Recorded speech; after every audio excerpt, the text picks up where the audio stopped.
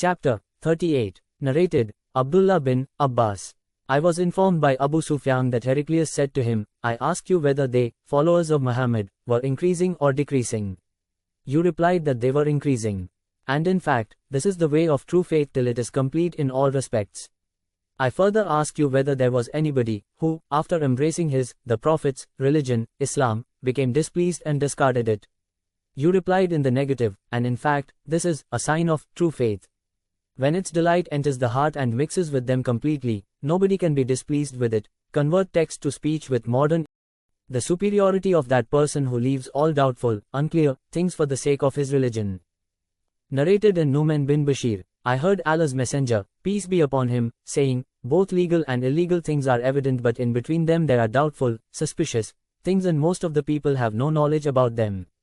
So whoever saves himself from these suspicious things saves his religion and his honor. And whoever indulges in these suspicious things is like a shepherd who grazes his animals near the hima, private pasture, of someone else, and at any moment he is liable to get in it.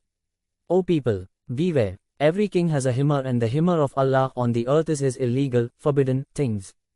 Beware. There is a piece of flesh in the body. If it becomes good, reformed, the whole body becomes good, but if it gets spoiled, the whole body gets spoiled, and that is the heart.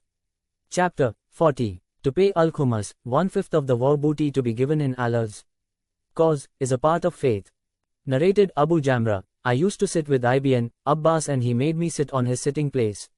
He requested me to stay with him in order that he might give me a share from his property. So I stayed with him for 2 months. Once he told me that when the delegation of the tribe of Abdul Qis came to the Prophet, peace be upon him, asked them, i.e. you, or, who are the delegate? They replied, we are from the tribe of Rabi. Then the Prophet, peace be upon him, said to them, welcome. O people, or O delegation of Abdul Qis, neither will you have disgrace nor will you regret. They said, O Allah's Messenger, peace be upon him, we cannot come to you except in the sacred month, and there is the infidel tribe of Mudar intervening between you and us.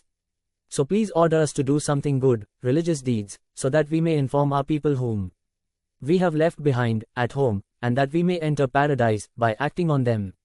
Then they asked about drinks, what is legal and what is illegal.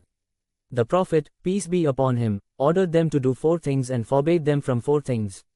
He ordered them to believe in Allah alone and asked them, do you know what is meant by believing in Allah alone? They replied, Allah and His Apostle know better. Thereupon the Prophet, peace be upon him, said, it means, 1.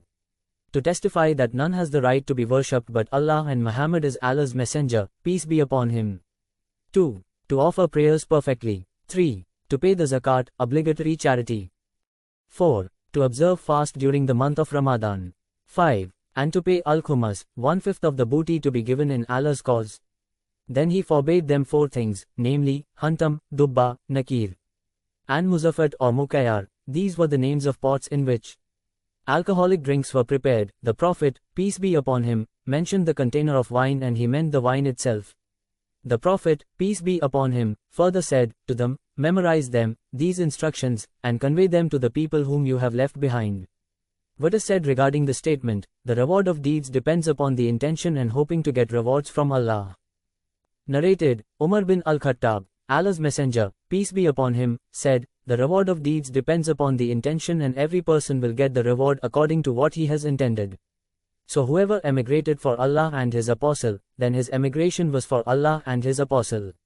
And whoever emigrated for worldly benefits or for a woman to marry, his emigration was for what he emigrated for. Narrated Abu Mas'ud, the Prophet, peace be upon him, said, if a man spends on his family, with the intention of having a reward from Allah, sincerely for Allah's sake, then it is a kind of almsgiving in reward for him. Narrated Sa'd bin Abi Waqqas, Allah's Messenger, peace be upon him, said, you will be rewarded for whatever you spend for Allah's sake, even if it were a morsel which you put in your wife's mouth. Chapter 42. The statement of the Prophet, says, religion is An-Nasihah, to be sincere and true, to Allah, to His Messenger, Muhammad, says, to the Muslim rulers, and to all the Muslims. Narrated Jarir bin Abdullah, I gave the pledge of allegiance to Allah's Messenger, peace be upon him, for the following, 1. Offer prayers perfectly. 2. Pay the zakat, obligatory charity. 3. And be sincere and true to every Muslim. Narrated Ziyad bin Elka, I heard Jarir bin Abdullah praising Allah. On the day when Al-Mughira bin Shuba died, he, Jarir, got up on the pulpit, and thanked and praised Allah and said, "Be afraid of Allah alone, who has none along with him to be worshipped. You should be calm and quiet till the new chief comes to you, and he will come to you soon. Ask Allah's forgiveness for your late chief, because he himself loved to forgive others."